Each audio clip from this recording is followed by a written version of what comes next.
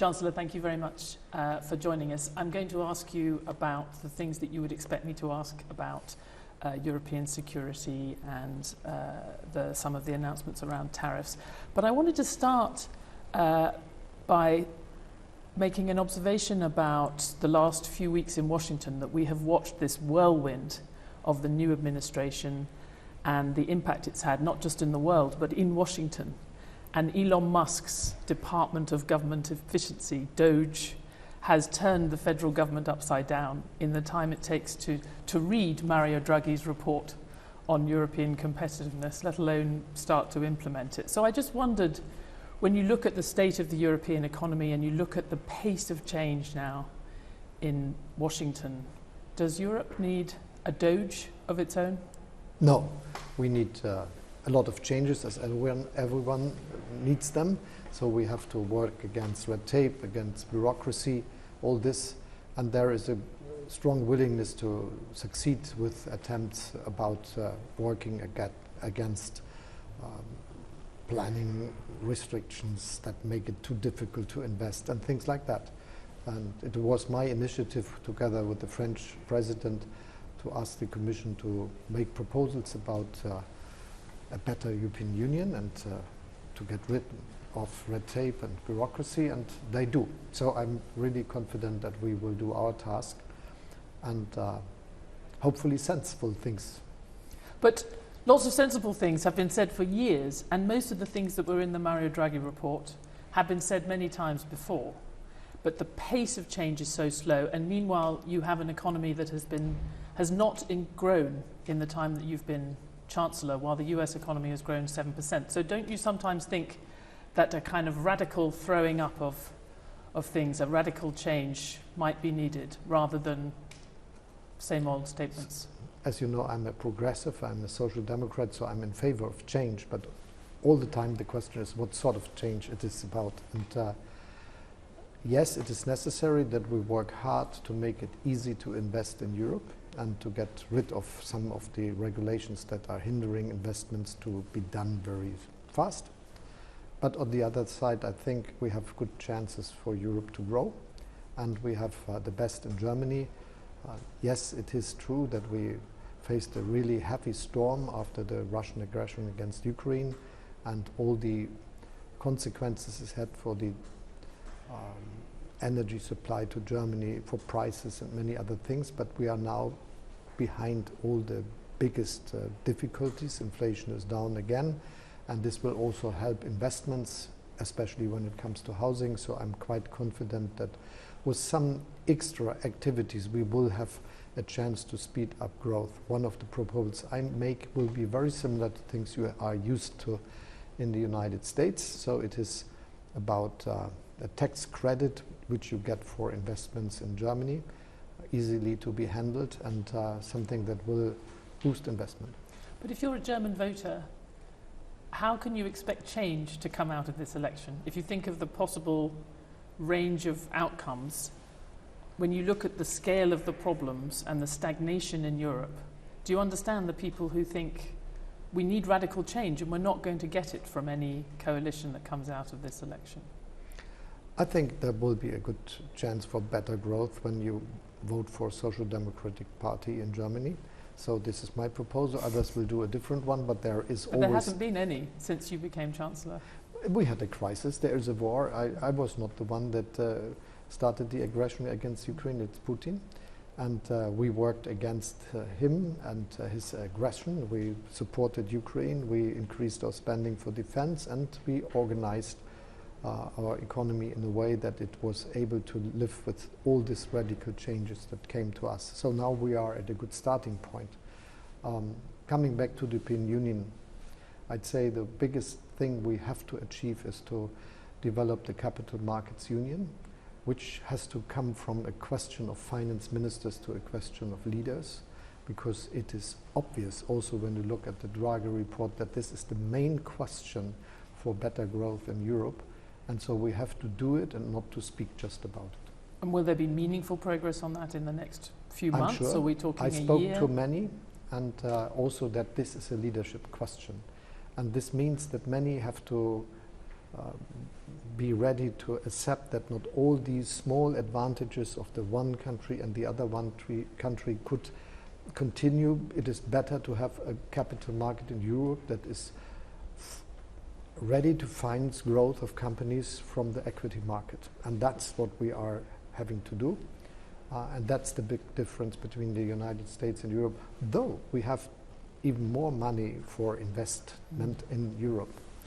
President Trump seems to be in a hurry to put tariffs on European cars. Should the European Union it might happen as soon as April, should the European Union be cutting their tariffs in advance of that to avoid that? First, I have to admit that I'm in favor of free trade. I think this is a big advantage we have in the world, and that many of the wealth and the growth we have in the world is because of free trade. So it must be fair free trade, yes, but free trade is better than tariffs and protectionism. I don't think that this will work. So it should lower tariffs? When it comes to the European Union, I think everyone knows that we are a big economic area with a lot of strength, where policy about tariffs is something that is our common policy. So we are strong enough to react to everything that is harming European economy. But we should react always, but in a way that is always offering the chance for an agreement, because it's better for all parties involved, especially on both sides of the Atlantic. But is the European Union considering cutting tariffs before any announcement on cars? We invite the United States to discuss with the responsible authorities about what we can do for a better progress that serves all of us. There is a willingness. And so I'm sure it's better if we agree to something that helps all of us. And it is good to know that Europe is strong enough to act and to react. You talk about it being a common project, but Donald Trump has made clear that he wants to do reciprocal tariffs. He doesn't want a WTO approach where all the rules are on the same countries.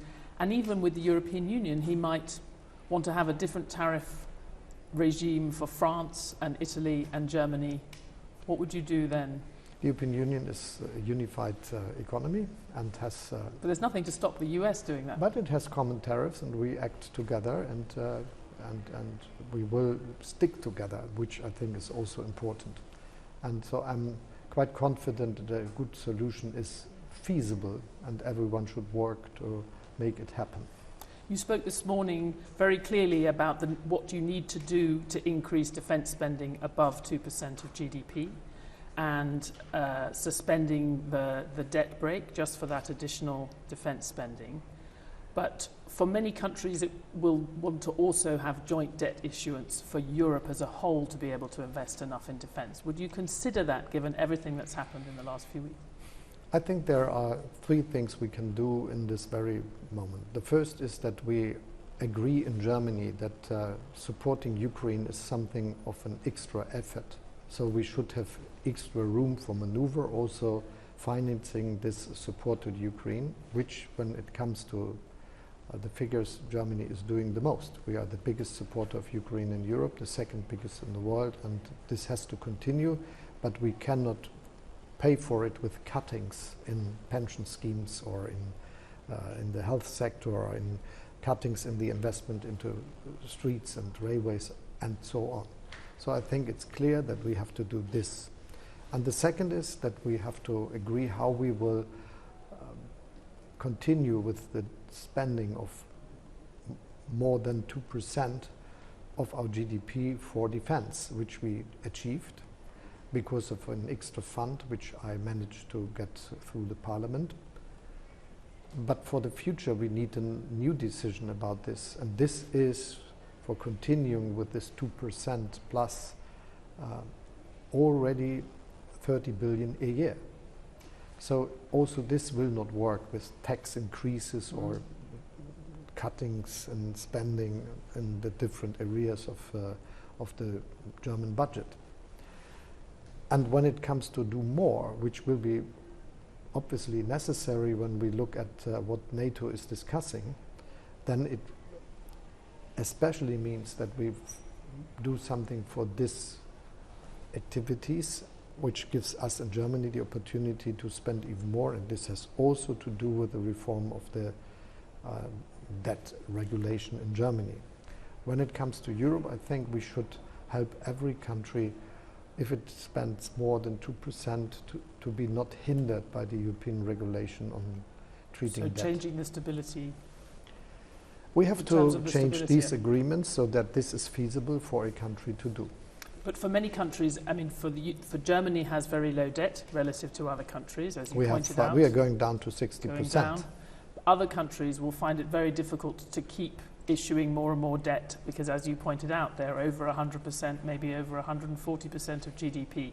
You don't think this is a time for joint debt issuance? All of the things that have happened. It's a very difficult question to go into it. And I was the designer of the recovery fund, which we had after the Corona crisis or during the Corona crisis to go through this very difficult times. And the idea was that we have something which is giving direct support to countries and other aspects which is just another way of taking money from the market. So my view is that the first thing to do is now to give room for acting to the different member states. But it sounds like that could be a model for expanding defence spending in the future for Europe. I think this the recovery fund. No. This is not the model. I was really precise this morning, saying that what I propose is to give the countries the room for extra spending. In this debate about Ukraine, I know we're running out of time, but did you know that US and Russian officials will be meeting in Saudi Arabia next week? Were you informed of that before the news broke, that they were meeting to discuss Ukraine? It's absolutely clear that there will be debates between Russia and the United States about this question. I spoke to President Trump very early about how to support Ukraine. My plea is that there should be first the message to Putin that Europe and the United States will continue with their support to Ukraine, because he has to understand that he cannot hope that we stop our support. But the US officials at this meeting have made clear that Europe's not going to be at the table in any of the important conversations. How can you're not going to be able to change that? I'm sure that there will be no solution possible over the heads of the Ukrainians, and obviously if someone wants Europe to be involved in the structures of peace in the future, it is necessary and to discuss with Europe and to implement the European leaders into this decision-making processes. President Trump only seems to want to talk to one person. He doesn't want to talk to Europe. So who should be that one person? Shouldn't you nominate a person to talk to Donald Trump? That's how he likes to do business. I think that the European Union has its own bodies for acting, and on the other hand, I will be very clear. It is Europe that spends even more as the United States in the support of Ukraine, and this is the basis for saying that everyone should count with us. When we spoke a few years ago, we were talking about this before we started, that when it seemed very unlikely in an election campaign where it seemed very unlikely that you would end up as Chancellor, and then you were proved right and the doubters were wrong. Do you have a rabbit up your sleeve for the next week? Because the polls, you started off far behind and they have not got any better. I'm sure that will happen again. A rabbit? It will happen again that the Social Democratic Party and myself will get the vote from the people to continue with leading the government, as it was the case 3 years ago. What is your evidence for that, Chancellor? The people are wondering who is the right one to do this, and they are not decided yet, if we look at the many that have not made up their mind. And many things are happening, so it is obvious that in this time the real decision will really happen in the places where the people give up their vote. What do you think they would need to be deciding on, thinking about most, in order to change their minds and vote for you? One important question is defense and security and peace in Europe. I think they can trust the Chancellor when it comes to the handling of problems dealing with peace and security. It's about growth. I have a very concrete proposal how we can increase growth in Germany, and it's about social cohesion. Chancellor, thank you very much. Thank you.